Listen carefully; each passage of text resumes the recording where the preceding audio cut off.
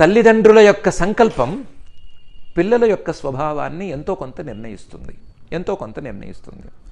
తల్లిదండ్రులు గనక సత్సంకల్పంతో పిల్లల్ని కనాలి అని సంతానోత్పత్తికి గనక పూనుకుంటే మంచి సంతానం కలిగేటువంటి అవకాశాలు మెండుగా ఉంటాయి. ఆయా జీవుల యొక్క సంస్కారం అది పనిచేయటం అనేది రెండవ అంశం. కానీ సంతానం సవ్యంగా ఉండటానికి, సంతానోత్పత్తి సవ్యంగా సాగటానికి తల్లిదండ్రుల యొక్క సత్సంకల్పం అనేది అతి ప్రధానం. ఆ అతి ప్రధానమైనటువంటి సత్సంకల్పంలో చిన్నపాటి తేడా వచ్చింది. కశ్యప ప్రజాపతి గారి వైపు నుంచి కాకుండా దితి వైపు నుంచి చిన్నపాటి తేడా వచ్చింది. ఆ తేడాకు ఫలితంగా ఈ హిరణ్యాక్ష హిరణ్యకశిపులు అనేటువంటి రాక్షసులు జన్మించవలసి వచ్చింది.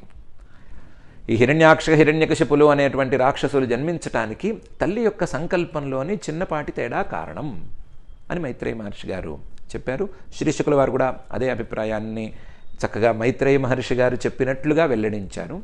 కాబట్టి ఈ విషయంలో తల్లిదండ్రులు జాగ్రత్తగా ఉండాలి అని సూచించారు.